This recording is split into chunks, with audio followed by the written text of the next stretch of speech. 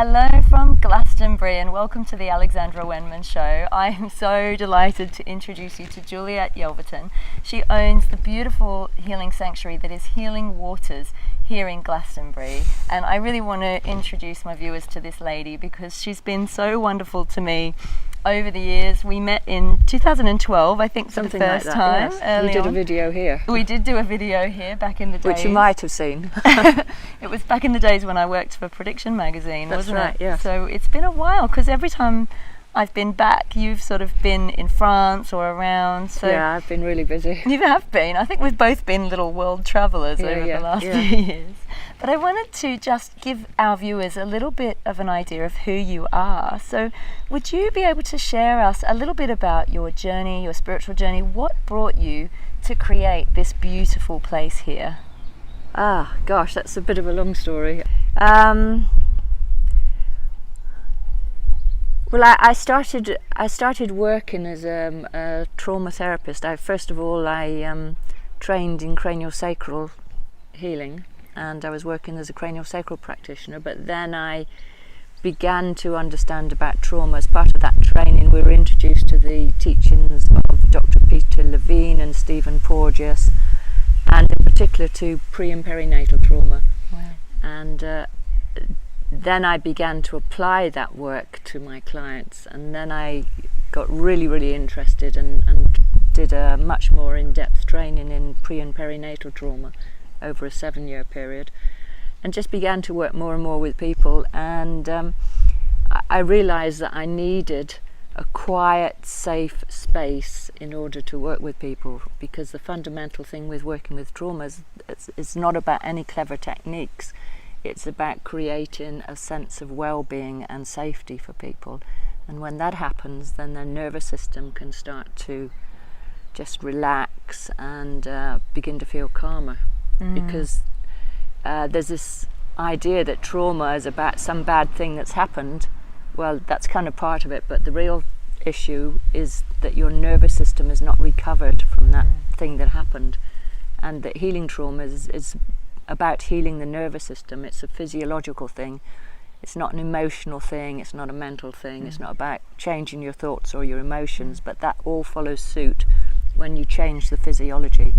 So calmness and quietness is fundamental. So that's how I came to this situation of creating Healing Water Sanctuary, which is just a part of what I'm doing. Yeah, it's one component, isn't it? Very small part, yes. But how did you find the house originally? How did it come to you? Because it's just it's your energy is here. I just find you are such a calming, peaceful presence, and I think that permeates the whole space. It's just, the word that comes to my mind is serene. Every time I come back to Glastonbury, I come back here because I feel so safe here, and it's just been wonderful in the unfoldment of everything that's gone on since 2012. I don't know, like many of my viewers who've been watching the show will know that I went through a massive life collapse in 2012. Everything got pulled out from under me. Me too. You too, yeah. So I think there's quite a lot of us that are going through this kind of dark night of the soul. Yeah. It is like a proverbial baptism of fire, isn't it? Yeah, and it's important to know that even though you go through that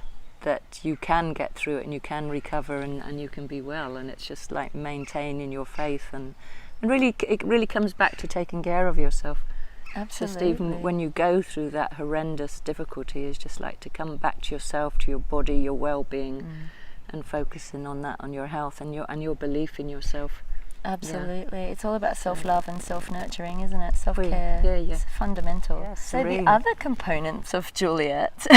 Right. Yes. Tell us about you. Tell us about your journey and sort of, Well, first of all, to say that why did I start training as a therapist? Well, I had a whole lifetime of really awful situations. I've probably gone through the baptism of fire in most really traumatic situations, potentially traumatic situations, like right from early childhood, which has led me to understand about developmental trauma. Wow. I mean, first of all, I had a difficult birth, and then I had a very difficult childhood that caused me to have attachment disorder. So it's like when a child doesn't have a constant carer, in their life in constant attunement, then that damages a part of the brain, and that leads to incredible difficulties later on in life. So the whole of my life followed on in that manner because of having that early problem.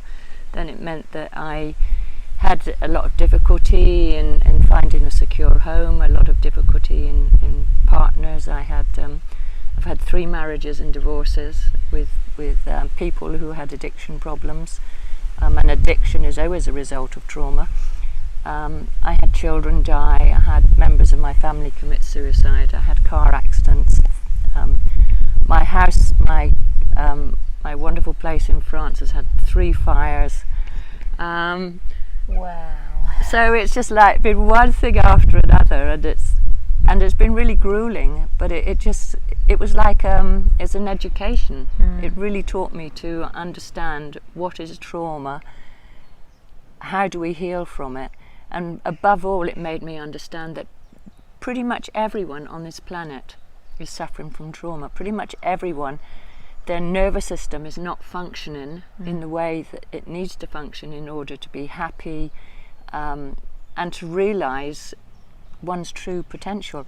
So in a way, the realisation of your potential and the healing of trauma comes very close to the whole concept about enlightenment. So Yes, the spiritual path. Unless you can really heal this trauma, then you don't have enough spaciousness in your consciousness in order to really get to that place of serenity and well-being, and to be reaching out to others as opposed to be totally honed in and focused on your own suffering.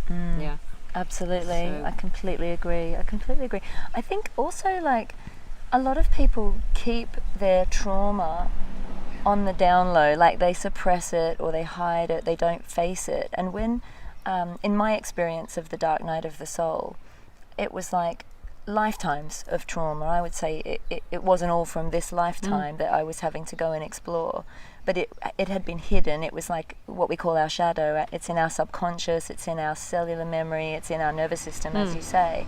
And a lot of people are just not aware of it. They're just about coping. And when you go through this dark night of the soul, or it's something that triggers it to come to the surface, can make you feel like you're only just going through a trauma, but it's actually that the old trauma can be shaken up so that you have to look at it, and then it comes out for you to heal it, for you to face it in a way. Yes, well, that's quite complex. What you've talked about is that, first of all, just take away this idea of blame. Not to blame anyone for not facing their trauma. No, I mean that's not at all my intent. No, that I wasn't know what you. I meant. I know you're not. It's more a subconscious thing that as humans we're not kind of. And it's not just subconscious; it's a physiological thing. Absolutely. And this is why the physiology is so important. So our primitive brain wants to protect us at all costs.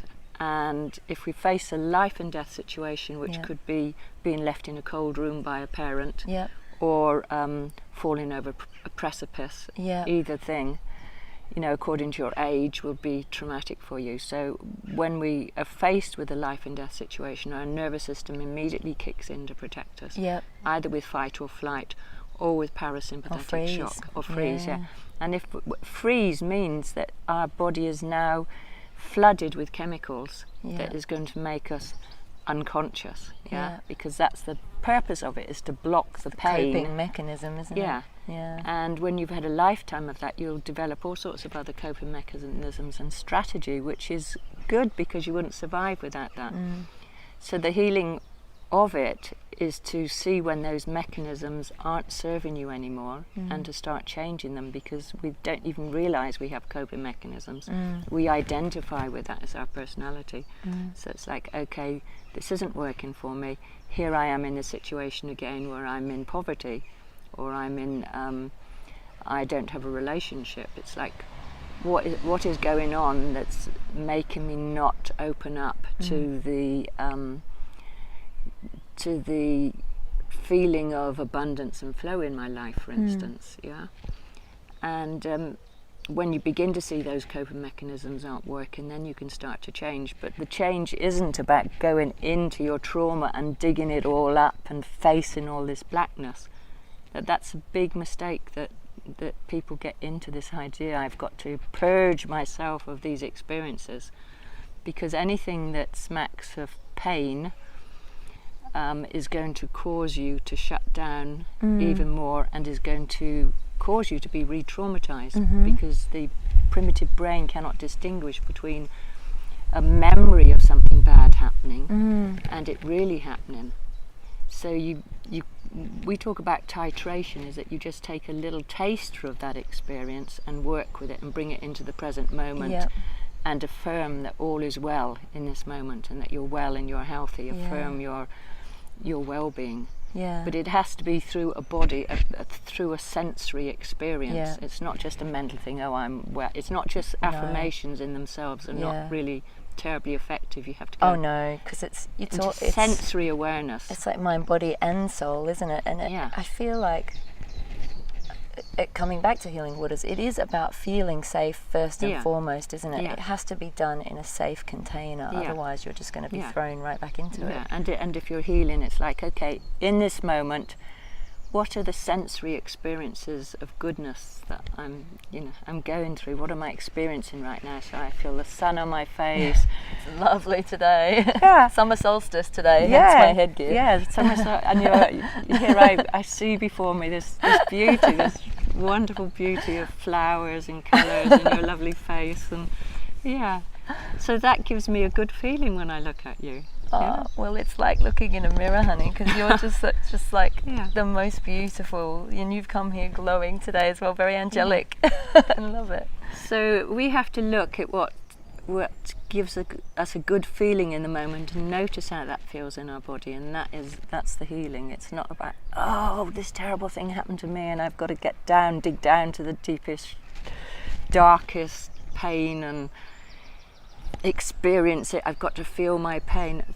Feeling your pain is just going to re-traumatize you. You can be aware you've had some pain, you can dip into it, but you need to get help in this moment of good, solid goodness in your life. You have to titrate it and resource yourself in the moment. Trauma is very, very complex, and the working of it is very subtle. And when we have been traumatized, the thing about trauma is it happens so quickly that we do not understand it. It's like, what happened in that moment? Why did that happen to me? And we cannot make sense of it, because the speed of it is so fast that there is no sense, and we're always left with the why question. And finding an answer and a resolution of the why question is an important part, but it's a part that comes a little bit further down the line when these conditions of safety and well-being are met. So we're talking about trauma, but actually it stretches across a huge spectrum, from people who are very, very, very seriously ill to people who have a small amount of trauma, or they have a great capacity. They've already done a lot of healing work, and so it's very hard to kind of just like give a set formula. Absolutely. There are different things at different stages. Do you have a set process? Is it different for everybody that comes to you depending on their story? Well, for me it's always about getting to have a feeling of what's happening for that person, what's happening with their nervous system. So we sit down together, and I just get a sense when I'm noticing their body posture, the way they're speaking, how their nervous system is in that moment, whether they're talking very rapidly and have a very, very long story that they have to get out at all cost, or whether they're slumped and they can't speak. All those things will give me a very clear indication of what's going on with their nervous system.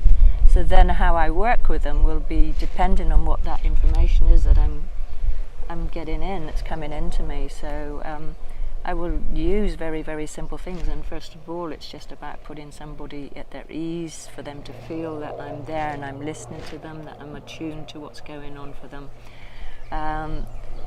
It may be very, one of the things I do is make a nice pot of herb tea, and tea cures all, right? Tea cures all. I'm a great believer in tea. So yes, it's sharing. It's a sacred ceremony, sharing a cup of tea, isn't it? I might encourage them to walk around and look out and see the lovely view, which is one of the reasons why the view is so important, because it's so soothing to the nervous system. So I'm just very tuned in. It's not about any clever techniques. It's just about really, really tuning in to that person. And I may feel their pain, but it's not about me then getting sucked into the pain. No. So a very important thing for people working with other people who are traumatized is to really be watching yourself the whole time and taking care of yourself the whole time, because trauma is very contagious. And we can very quickly become fixers or rescuers because we're actually activated, and what's happening in that moment gives us a feeling that we are ourselves about to die. You know, not a conscious feeling, but that's how the nervous system will respond. I am going to die. This person's story is so horrendous, and now I'm identifying, now I'm merging with them, and I'm going down the plug with them. You know, if you're at that point when you're doing a session with somebody, you're in a bad way and you need to just stop because it's not going to help anyone. As a carer or a therapist, you need to be able to step back, be very resourced the whole time, and then you're holding a very clear and strong container for that person. Which this is part of what I teach on my training for therapists and carers. So we've just changed location. We have the beautiful tour behind us, and Juliet was just telling us a little bit about her trauma training. So can you tell us about your program? Yeah, so it's a 6-module training, and it's a professional training, so it's for carers. But the idea is that it gives you the opportunity to work on your own trauma, at the same time as understanding and acquiring skills to work with other people's trauma. But you don't come out of it as a trauma therapist, you come out of it with a significant improvement on your capacity to work with other people. So if you're a teacher or a social worker or whatever, it's like you have so much more awareness of when people are being activated and then how to work with them. So as you work with your own trauma and you become much calmer, a much better container to hold other people, then it means that the work that you are doing, if you're a masseur for instance, it becomes much deeper, so it significantly improves your level of work. Fantastic. And I want to, well, I'm on the point of creating advanced trainings with that, so that if you want to go much deeper, I have people that really want to take it further, so it's like we will go into depth with generational trauma, for instance, or prenatal trauma. All those different topics will take them much more in depth. Yeah. Are you thinking about writing a book at any stage? Oh, writing a book. I've written a short book which gives, but it's not completed. I mean, it is completed, but it's not printed because I've just been so busy with everything. So many. But what I am wanting to do is, I already have a YouTube channel. I want to actually, as part of that channel, create a program whereby people can come along and talk to me about what's going on for them, and I help them. So it's a brief demo of how to approach somebody with specific difficulties and an understanding of what's happening in the body when we're traumatized, so you can get a sense of how to work with people's activation and so on. And if you're interested and you want to come along and be part of that, it gives you the opportunity to have a brief healing session with me and perhaps set you on a path to explore more deeply what you need to do for yourself. So, do you do a lot of work with babies and parents and young children? Because there was a conversation I was having with Jess Lewis in another interview I did recently, and she's recently become a parent, and we were talking about this old kind of idea of letting the child cry itself to sleep and letting the child self-soothe, and that to me just doesn't make any sense. No, it doesn't make any sense, and that idea comes out of the old child rearing approach. I think it was Alice Bailey, I can't think of her name still, but she wrote a book. She's a psychotherapist. She wrote a book for your own good. She's written a lot of books on child psychology, and she explored the German child rearing method, which was back in earlier times pre-1940s, where the belief was to break the child's spirit, to totally crush the child's will, and that a child shouldn't have any will. So when you crush a child's will, then they become completely malleable. So in her work, she particularly looked at the work of, she particularly looked at people like Mussolini and Hitler and serial murderers, for instance, and showed that when they were not listened to, we'll come back to the leaving the child to cry in a moment, when they're not listened to and they got very highly traumatized, they would then act that out in their own lives, and in the case of Hitler we know the awful consequences. So the idea of leaving the child to cry came out of that generation of method of child rearing. Then we had Dr. Spock in the 60s, and I've had clients that are a result of that were traumatized because they were put in their prams and left down the garden, you know, because it was told them that that's the way you need to take care of your babies, put them in the pram and leave them in the garden for their own good. So then we come on, even now into the modern times, with this idea that you will spoil your baby if you leave it, if you pick the baby up when it cries. But that is so not the case, that a baby never should be left endlessly to crying. When a baby cries, it's because they're distressed. That's their only means of communicating that I'm suffering, I'm cold, I'm hungry, I'm frightened, and that it needs soothing. Your role as a parent is to teach that child how to self-soothe, and by picking the child up and soothing it, this is how it learns. And if you just leave the baby to cry, then that primitive part of the brain will flood the baby with chemicals that causes it to completely freeze, numb out, dissociate, disconnect. So it leaves the baby feeling completely overwhelmed and helpless. That's why it stops crying, not because it's self-soothed, but because it's frozen in terror. It's given up, right? It's completely given up, and that leads to people that then grow up, and there's a pattern imprinted there where they're not going to be proactive in their lives. They're going to feel like there's no one here to help me. Whenever I ask for help, I'm let down. I can't do it alone. All these kind of thoughts come into it, and so for that reason, don't leave your babies to cry. But Carlton Terry, who I trained with in pre and perinatal trauma healing, he wrote a paper called Empathic Listening, that a baby in their crying will tell you not only a problem that's happening at the moment, but what happened to them in the womb. And that when you begin to listen to that and hold them empathically and acknowledge that they're suffering, that in that way they can release the prenatal trauma around implantation, for instance, or birth trauma, or trauma around their journey down the fallopian tube, or conception.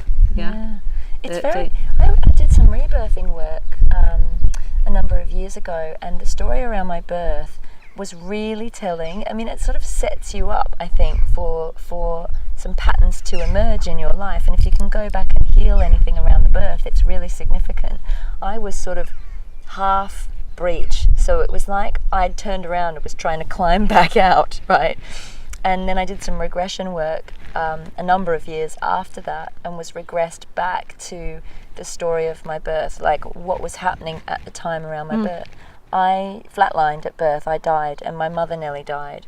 And the doctor actually said to my mother, to my father, who was in the room, because my dad's a doctor, the doctor said, this baby's likely not going to make it. I was a big 10-pounder. My mother was tiny. And then when I went back, it was really interesting, because when I went back in regression to see what was going on, my consciousness sort of unlocked. And something happened. It was like the soul, as it was coming in, there was a realization that I was going to be born as a woman, as a girl again. And my everything, I just went, I'm not coming. I'm not doing it. I'm just not doing it again. And then I was shown flashes of all these very traumatic lives as a woman. And it wasn't till, in this regression, it wasn't till I saw who my father was going to be, who my grandfather was, who the men in my life were going to be, who my brother was, and my husband, and that I was going to be surrounded by kind men, that I agreed to come. But in that moment, I had flatlined, and somehow the baby's body, the actual physical body, had turned around and was on its way out. Like, I'm going back up, right? I'm getting out of here.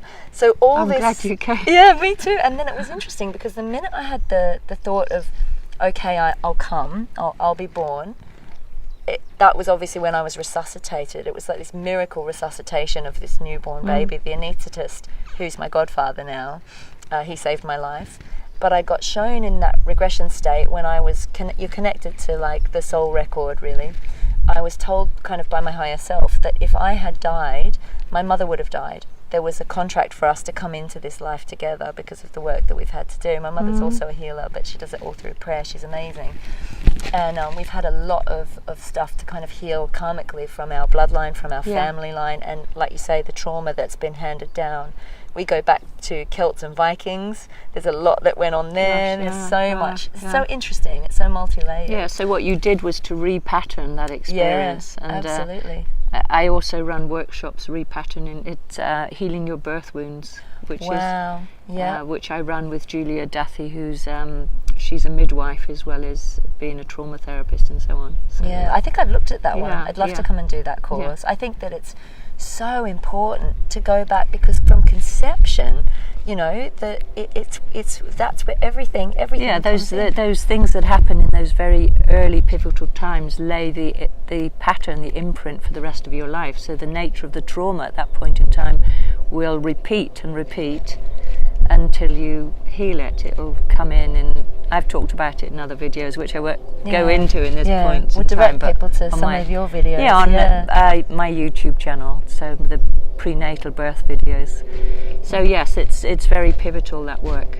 Wonderful. And so talk to us a little bit about Healing Waters. So if people come to stay here, what's on offer here? Because it's much more than just a place to come and stay, isn't it? You offer programs. Yes, we offer programs. Well, we have Lama Habay Rinpoche come in here in the spring, and he does wonderful Tara blessings and initiations and so on. So that's a really lovely point in time, and we invite other people to come and run beautiful things like that. But we also offer the venue out for groups, like you came with a group, and you can hire the whole venue to have exclusive private use, and we can also do some wonderful catering for you, vegetarian catering. People also come on retreat packages. We have a number of retreat packages. There's a 4-night retreat, there's a trauma healing retreat with myself. We have shamanic retreats with Rosemary, and she does about 5 different types of specialized shamanic retreats. And we have a health expert, Jenny Brown, so you can come on a wisdom health mentoring retreat. So if you go to the retreats part of the website, you can see all that we offer. Or you can just come, and like you have this weekend, and just come to spend some time here and enjoy the beautiful view. We have an incredible view. It's amazing. And you've got obviously the land here as well. You're not just coming to a building in beautiful nature. This retreat centre is actually in line with the Glastonbury tour, and the holy thorn tree there. The holy thorn tree here, and you're on one of the ley lines, and then you've got one of the original springs. Yes, this is the 9th spring of Avalon in the field, and it's generally unknown about in Glastonbury. It's a secret spring that we let people into if they're staying here, but the general public can't come. And I've just let the secret out, Juliet. I've just let the secret. You have to come and stay here to access it. Yeah, you have to come. So this used to be an inland sea, just at the bottom of my field here, and in the corner of the field was the Roman dock. And the legend is that Joseph of Arimathea arrived, walked up the causeway which goes through the Healing Waters field up onto the Wirial Hill, which is right behind Healing Waters, and planted his staff into the ground, which then became the holy thorn tree. And it's very unusual because it actually flowers on Jesus's birthday, which is the original birthday before they altered the calendar. So that's the mythology, whether you believe it or not. But certainly there was a dock in the corner of the field, and the spring we've done archaeological work on, and there's been the remains of chapel wall. Well, we interpret it as chapel, but also power objects and broken pottery that indicate that it was probably used as a ceremonial spring, a very special healing spring from ancient times, from pre-Roman times. And the energy is amazing there. I've had so many people come and they say it's so powerful. Wow. Yeah. It's an amazing place to be. I mean, even walking into, you've got the beautiful meditation room in Healing Waters, and you walk in there and the energy's just, it's powerful. It's definitely a portal, I believe. Yes, so many people say that. It's like, gosh, the energy is so strong in the meditation room, and also in the Kuan Yin room in my other property, which I have close by, just 2 minutes walk from here, where I also take guests, and I run my training from there, and I do my therapy sessions. The Kuan Yin room also has this fabulous view. Wow. And the energy is lovely, but it's very different. It's a different energy from this meditation room here, which is so still, and it's just like takes you down, doesn't it? It's just like pristine energy. Yeah, it's pristine. We were talking last night, when I first came to stay at Healing Waters in 2012, this was the place where I channeled my Precious Wisdom healing system. It had been coming through for sort of the year leading up, and then I came here in the October of 2012. I knew I was having to go to Egypt. I stayed in the peony room. Yeah. And I remember the picture on the wall, which you've shown me this morning. Yes, that's right. And I had a meditation in the meditation room where I met my galactic healing guide, and at 6 o'clock in the morning I woke up being given my attunement for my healing system, and it was all here. I do believe this is a multi-dimensional portal. It's very sacred land here. It's incredible. It's very it is incredible. really sacred. And it looks kind of quite ordinary, but it's not. It's like the old myths of Avalon, where you go beyond the veil. Yes. If you've read Marion Bradbury's book, The Myths of Avalon, it is very much like that. You can either see it as the ordinary, or you can go beyond the veil and you step into the utterly magical. And we do have the myths. So and you had a Kirlian photographer here, didn't you? I did, and took the photograph of the ley line. It was just incredible. But lots of people have talked about channeling, amazing energy for channeling here. Yeah. Oh, I'll have to have a go. Maybe I'll do a video. Maybe I'll do a little channel video for our viewers here. I've been doing a bit of channeling on camera. I'm like facing my daunting fears of channeling in public. I did one in Egypt on the Stargate in Abu Ghorab. It was profound, and it was amazing because as I'm speaking, you can hear layers of voices on the wind coming through while I was. It was amazing. I didn't hear it till I got home to London, and I was like, you listened? Wow, you can actually hear them. It's incredible. I'll give it a go because that room is so potent. It's pristine but potent. It's amazing. Yeah. So I want to ask you about France too, because you have another property in the south of France. What do you do at that location? Okay, well, it's an amazing property. I have 100 acres of land there. It's forest and this beautiful pristine river, and it's just totally in nature. There's deer and wild boar and abundance of butterflies, and it's so peaceful. It's way more peaceful than here. Can you get more peaceful than here? Exactly. It's like when I get there, it's just completely secluded. The nearest neighbour is a couple of miles away, and I run retreats there for people that have done my trauma skills training. So we run a retreat for that, but also I'm opening up to other people to do retreats because the nature is so healing, and as I talked before about the sensory awareness, it's so easy to really immerse yourself in sensory awareness there. And we have horses, and we do equine assisted trauma healing therapy. So I want to, if you're a war veteran or you're suffering from PTSD, I invite you, because this is really powerful work. It's really, really powerful work for healing. Such good work. It's so beautiful. So how can people get in touch with you? How can they find you online? Okay, well, they can find me through my website, JulietYelverton.com, or the Healing Waters website. And if you're interested in my training, my professional training, if you go to workshops on that website, and you can see there. I also have an intro day once or twice a year, and there's a link for that. And also my prenatal trauma healing workshops will be on there. So I'll share all the links below in the comments. They'll flash up on the screen as well while we're talking. So that's how you can find me. I also have a YouTube channel, so if you look for Juliet Yelverton, an Instagram account. Yeah, she's on Insta. She's moving with the times. I am. I try to keep ahead. The technology is so important. Yes, it can be a tool for our ultimate destruction. Or a tool for our ultimate reconnection. Absolutely. And we were just saying briefly how, I wanted to say briefly about how important I felt that trauma healing was, that it was pivotal for addressing the environmental issues and the path we seem to be on at the moment.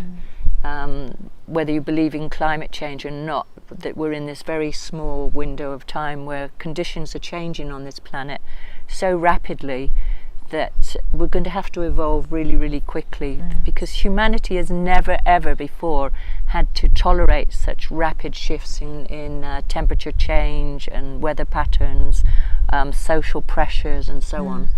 And that healing trauma is fundamental in actually healing that, because as we heal our trauma, then our consciousness begins to shift.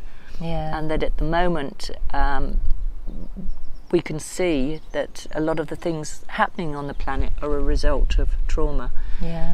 Even if you look at political leaders who are corrupt or dysfunctional, you know, a lot of those or most of those, I think, were very, very traumatized, and then they are doing things that are not serving the planet, like the continued oil industry, for instance. I'm a director on Avalon Community Energy here in Glastonbury. We're putting solar panels on the roofs of schools to create, to improve their, to reduce their fuel poverty. That's amazing. Yeah. So this is all linked to trauma, and as you go deeper into it, you can see what those links are and how we can heal it when we heal trauma. This is why I made a Bodhisattva vow many years ago. You know, the Bodhisattva pledges to come back for lifetimes until all beings are enlightened. And I see enlightenment and trauma healing as being in parallel. You can't have one without the other. So I have made a vow to dedicate my life. I'm very pleased you've come back.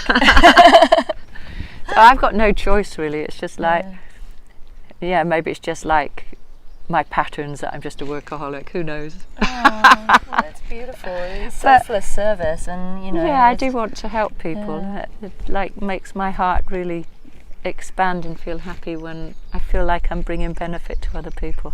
And I think you do, even just by being in your presence, my darling. And we all can get to that point, because it's when we create a possibility to be present to what's happening around us, then we become a container for healing for other people. So we model what we want in the world, by building a strong healing presence in ourselves. We calm the nervous system, as I'm looking in your lovely eyes in this moment. We're calming each other, we're soothing and calming. So be the change that you want to see happening in the world. You don't have to get overwhelmed and feel like you can't fix climate change or environmental threat, but you have the power to make the change within your own self and calm and nourish your own life.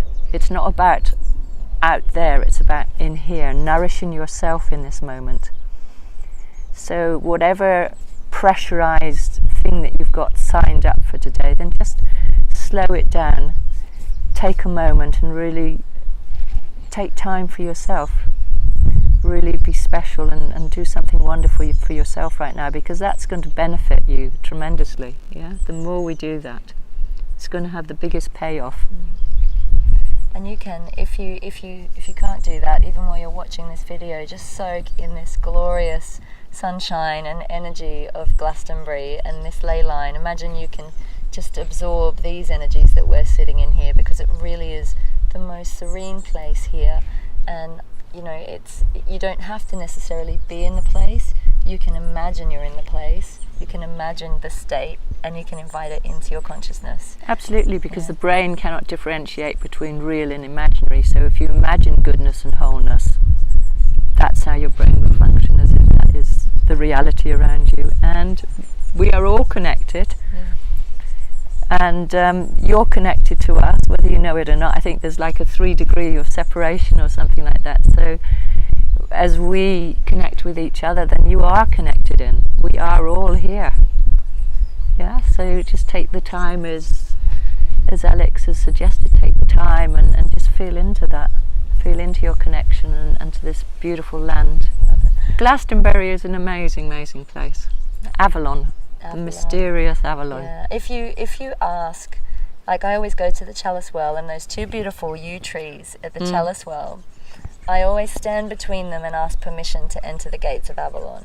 And the minute I do that, I always feel a veil lift. It's like an out breath. It goes, and the mists part. And I see, I mean, I'm very clairvoyant, so I see anyway, but the minute I walk, especially in there, I've seen the fairies, I've seen the tree spirits, they all come out, the whole place comes alive, and it's a different place. The minute you just ask permission, you can be shown, you'll feel it, it's the feeling body that will allow you to, there's a magic that happens, and it's like you're opening out into just other realms, other places. It's the whole place here is a portal. It's magical. I love it. And that asking permission, that's a whole nother big topic of conversation. It's really important when we ask permission, you know, when we open to respectfully asking permission. So much will open up for us, rather than kind of blundering in and then you know, everything hides away because nothing wants to be blundered into, but just with this whole planet with is reverence. Sacred, isn't it? Everything is sacred. Everything is sacred. Have reverence for everything, and then it will have reverence for you. I love it. I have so much reverence for you, my darling. I just want to give you a big hug. Thank you so much for your time this morning, and to our viewers, thank you so much for watching. Really do connect with this wonderful lady. Just being in her presence is so healing. And please do look up Healing Waters, healing-waters.co.uk, and it's underneath the video. You can put it there. So we're a Healing Waters Sanctuary in Glastonbury. Come and stay and have a wonderful time. And so from me and Juliet, lots of love, and thank you for watching the Alexandra Wenman Show. My heart to yours. Have a blessed day. Thank you.